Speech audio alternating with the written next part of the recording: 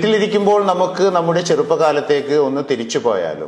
1950 മുതൽ 80 വരെ ജനിച്ചവർക്ക് ഇത് മനസ്സിലാകും. നാം പിന്നിട്ട വഴികൾ, നമ്മുടെ കൊച്ചു കേരളം എത്ര മനോഹരമായിരുന്നു. യഥാർത്ഥത്തിൽ അന്നായിരുന്നു ദൈവത്തിന്റെ സ്വന്തം നാട്. തെങ്ങുകൾക്കെല്ലാം തടമെടുത്ത് വളം ചെയ്യുമായിരുന്നു വർഷാവർഷം. അതിന്റെ നന്ദി എന്ന വണ്ണം തലപ്പിലേക്ക് കയറാൻ പോലും ആകാത്ത വിധം തിങ്ങിക്കായ്ച്ച് പ്രസാദിക്കുമായിരുന്നു അവ. മാസാമാസമുള്ള വിളവെടുപ്പ്. കിട്ടിയ തേങ്ങയിൽ വീട്ടാവശ്യത്തിനുള്ളതെടുത്ത് ബാക്കി ഉണക്കി കൊപ്രയാക്കി ആട്ടിയ വെളിച്ചെണ്ണ കൊണ്ടുവരുമ്പോൾ ആ പ്രദേശം മുഴുവൻ അറിയുമായിരുന്നു നാളികേര സുഗന്ധം. തൊഴുത്തിലെപ്പോഴും ഒരു പശുവിനെങ്കിലും കറവ ഉണ്ടാകുമായിരുന്നു. പാലും മോരും തൈരും വെണ്ണയും നെയ്യും അടുക്കളയിൽ എപ്പോഴും നിറഞ്ഞു നിൽക്കുമായിരുന്നു. നെല്ലും പയറും മുതിരയും ഉഴുന്നും ഊഴം പോലെ മുറ്റത്ത് കിടന്ന് ഉണങ്ങുമായിരുന്നു. പുരയിടങ്ങളിൽ അമ്മ നടുന്ന പച്ചക്കറിക്ക് വെള്ളമൊഴിക്കാനായി ഓടി നടക്കുന്ന അച്ഛൻ. ചെറിയ മൺപാത്രങ്ങളിൽ വെള്ളം തൂക്കി നിരനിരയായി ഞങ്ങൾ കുട്ടികൾ ചീരയെയും കൈപ്പയെയും വെണ്ടയെയും നനച്ചിരുന്നു. ഇടക്കൊക്കെ മൂക്കാത്ത വെള്ളരിയും വെണ്ടയും പൊട്ടിച്ചു വായിലാക്കിയിരിക്കും. വൈകുന്നേരം ഒരു പ്രധാന ജോലിയുണ്ട്. തലേന്ന് കത്തിച്ചു വെച്ച കരി പിടിച്ച കറുത്ത മണ്ണെണ്ണ വിളക്ക് തുടച്ചു മിനുക്കി വെക്കണം. അത് കഴിഞ്ഞ് കിണറ്റിൻ കരയിൽ ചെന്ന് വെള്ളമെടുത്ത് ലൈഫ് ബോയ് സോപ്പും ചകിരിയും ഉപയോഗിച്ചുള്ള കുളി. പിന്നെ ക്യൂട്ടിക്യൂറ പൗഡറിന്റെ സുഗന്ധം.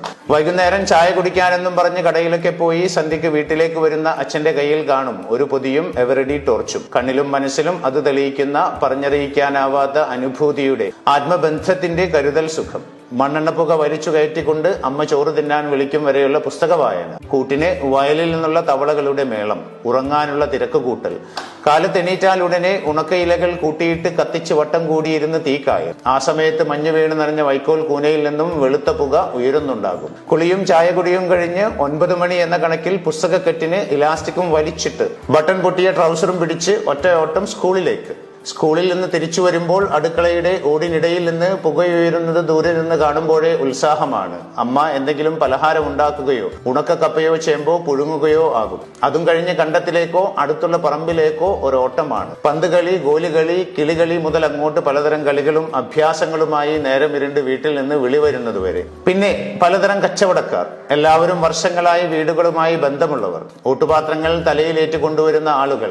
വിഷു ആകുമ്പോഴേക്കും മൺപാത്രങ്ങൾ വലിയ കൊട്ടകളിൽ കൊണ്ടു നടന്ന് വിറ്റ് പകരം നെല്ലോ പയറോ വാങ്ങിപ്പോകുന്ന സ്ത്രീകൾ. തഴപ്പായ നെയ്ത് വർഷാവർഷം പറയാതെ തന്നെ വീട്ടിൽ കൊണ്ടു തന്നിരുന്ന അമ്മൂമ്മ. കുട്ടനിറയെ കുപ്പിവളകളും കൺമഷിയും മറ്റുമായി വന്നിരുന്ന വളക്കച്ചവടക്കാർ. കല്ലുകൊത്താനുണ്ടോ എന്ന് വിളിച്ചു കൊണ്ടുവന്നിരുന്ന കല്ലുകൊത്തികൾ. പിന്നെയുമുണ്ട് ഒരുപാട് പേർ. പാത്രക്കച്ചവടക്കാർ, തുണി അലക്കുന്നവർ, തലക്കുഴിയാൻ മൺപ്രതിമയുമായി വരുന്നവർ, അങ്ങനെ ഒരുപാട് പേർ.